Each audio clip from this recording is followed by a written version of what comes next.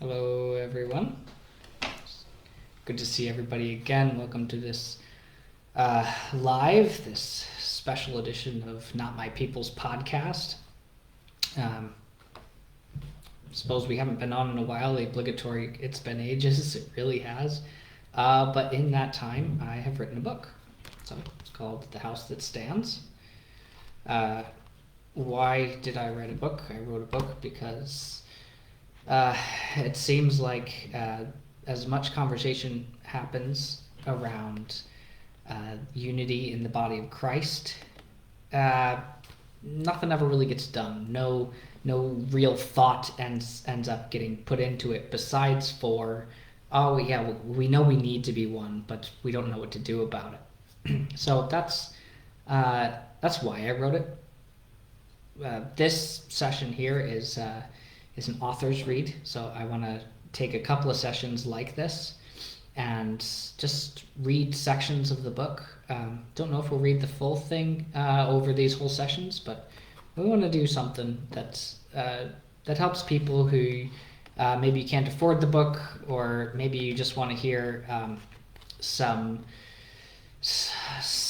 extra things out of it, because these are super short chapters and sections. Like, some of them are just a single page, some of them are 2 or 3 pages, but really the idea is to present a full idea in a digestible way. So what we're about to do is I'm going to read the introduction, and we'll go from there. If anybody decides to join, if anybody decides to ask some questions, then we'll definitely we'll get into that. And if not, that's okay too. So this is The House That Stands, Seeking God's Kingdom and Unity in the Household of God. I've dedicated this to my beautiful wife Sonia, in whose debt of love I continually dwell, to my ARC family, who spur my heart to listen to the Spirit evermore, to Maureen, who edited much of this work in its original form, to all those who have neglected to give their opinions to me, but only the unadulterated word of the Lord. To God alone be the glory.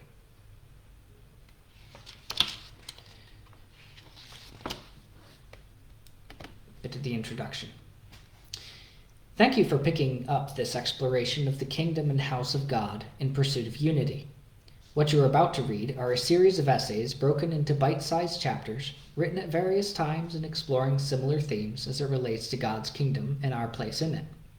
Some of the essays come down quite neatly and call us to certain actions in order to more fully realize the kingdom in our lives, and some allow us to interpret in our own hearts the actions that should be taken.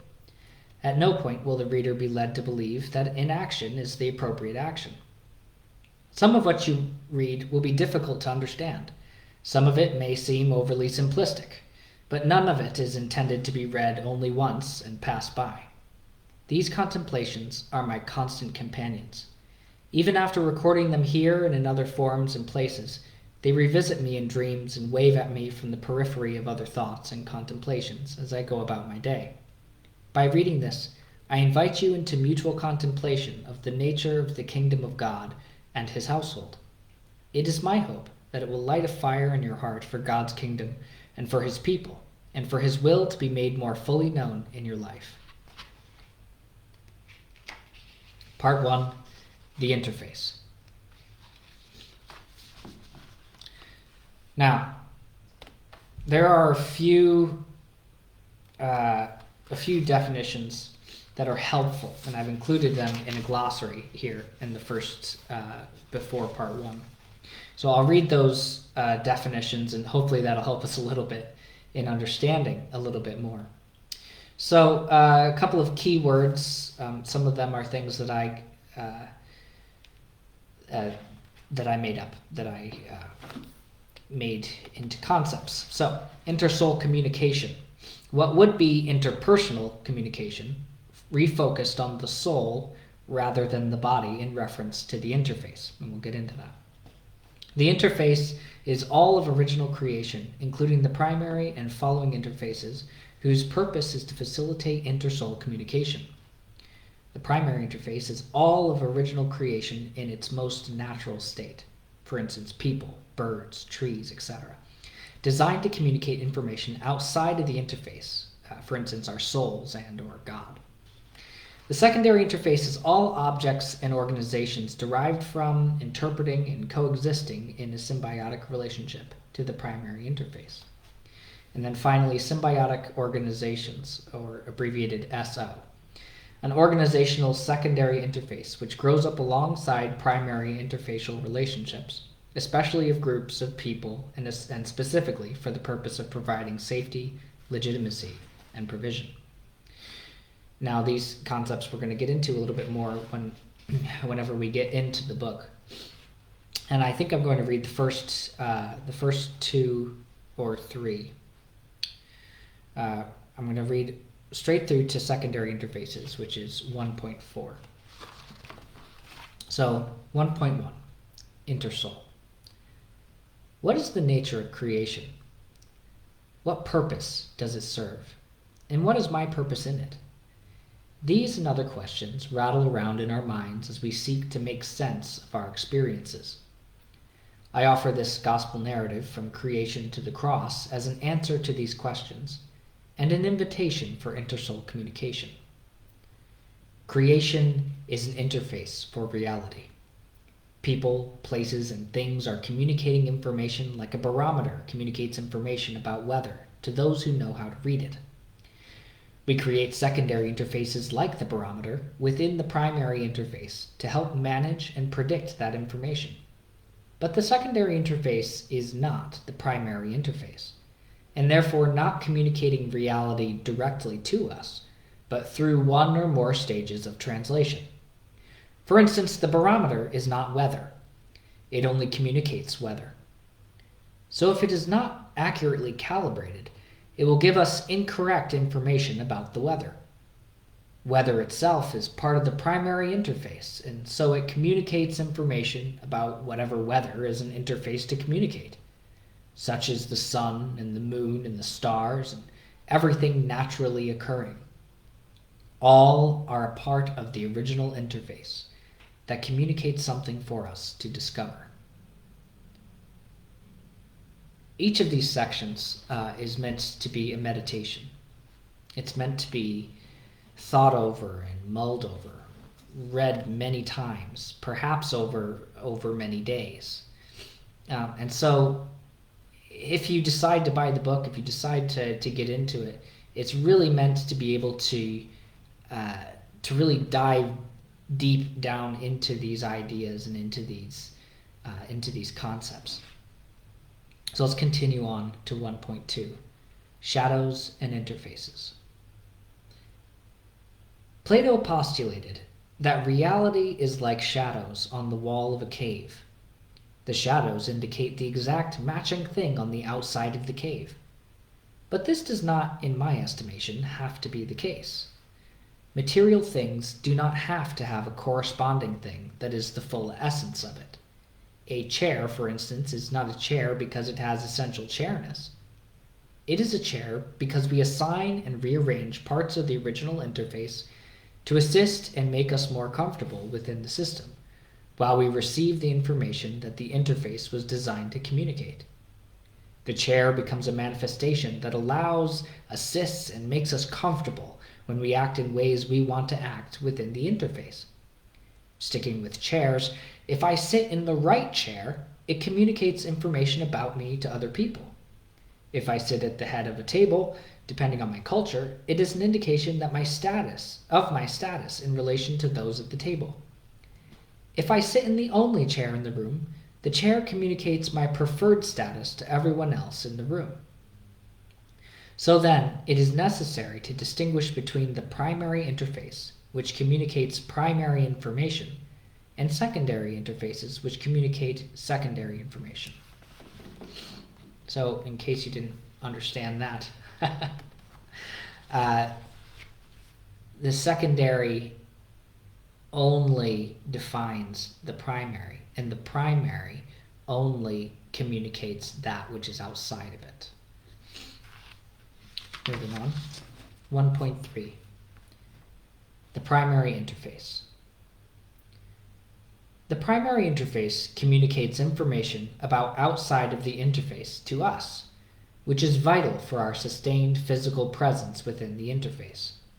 Our bodies, for instance, are primary interfaces for our souls, which ultimately reside outside of the interface, but for sanity's sake are fully identified to our bodies.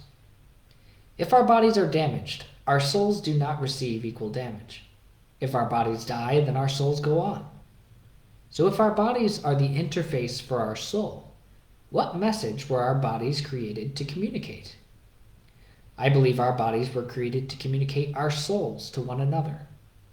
We cannot, by means of the rest of the primary interface, communicate with the soul of a loved one who has passed from their physical body.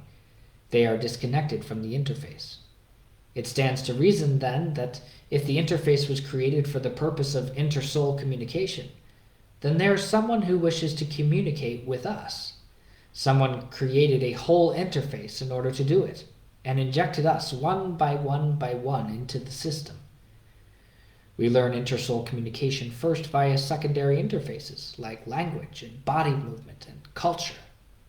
As we learn to communicate with more and more people of varying languages and cultures, we start to realize that we all act in extraordinarily similar ways, and that we are all really one people. We postulate about the one who created the system, and perhaps at the right time this person communicates with us. They open our eyes to reality beyond the interface they have created for intersoul communication with us. That person is God. 1.4 Secondary interfaces.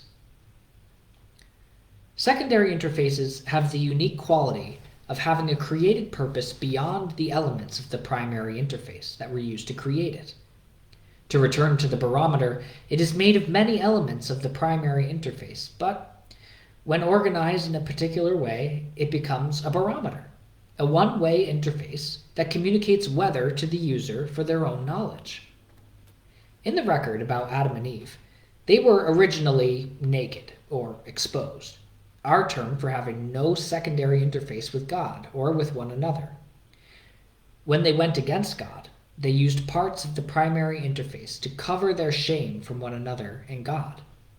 It was a sign that sin had created another interface through which God and humanity had to now communicate with one another. God deemed their covering to be insufficient and sacrificed an animal to cover their nakedness. The record shows that over time, more interfaces would be created to facilitate intersoul communication, and that eventually these interfaces became the focus and supposed purpose of life instead of intersoul communication. We are born and initiated into innumerable secondary interfaces, governments, religions, cultures, languages, schools of thought, and so on and so forth, that we claim make intersoul communication easier and more possible. Consider, however, our most sacred relationship.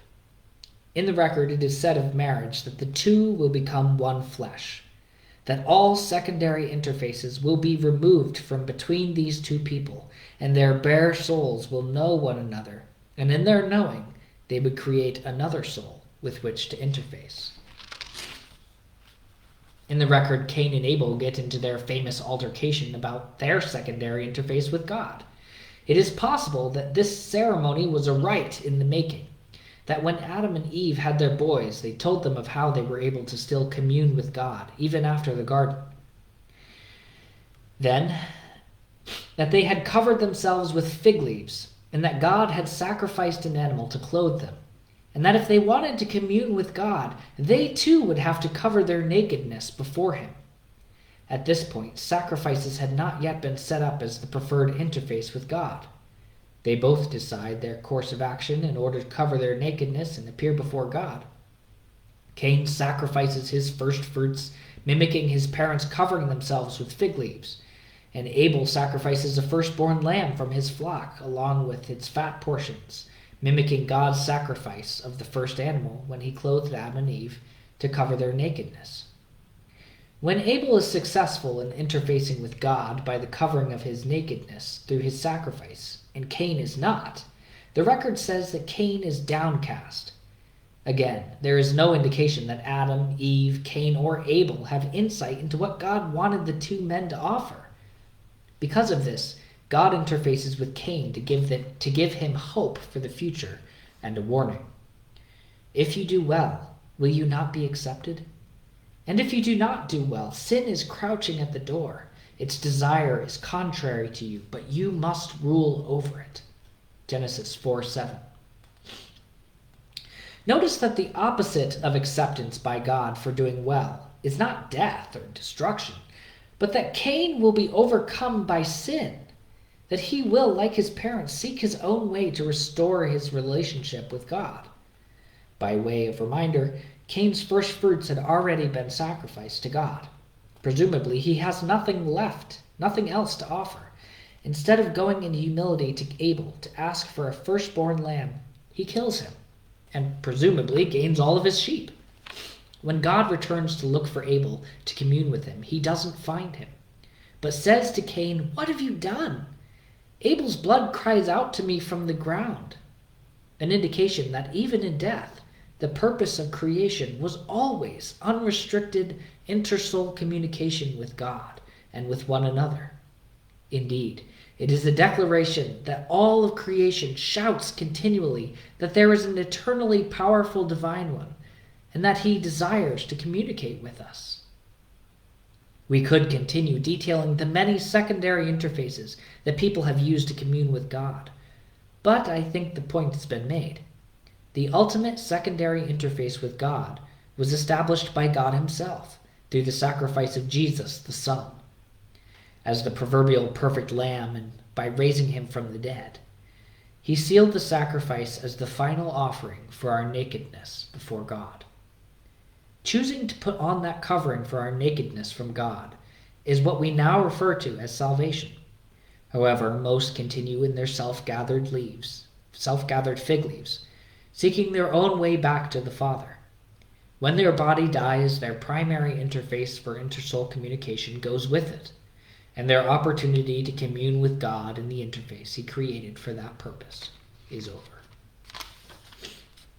Now we're going to stop there. There is lots more to the book, and this is just the taster. It's just the introduction. It's the foundations that we need to understand unity. We need to understand that our created purpose is communication. Our created purpose is to stand with one another in understanding. So, I believe that is all for this evening. It was very nice to have you here. If you're watching it on playback, please leave a message. Say that you watched it on playback. Enter any questions that you have in the comments, and I will try to get those for you as well. This video should be uploaded here pretty soon for you to share, and I hope to see you next time that we meet. Okay? Thank you. Bye-bye.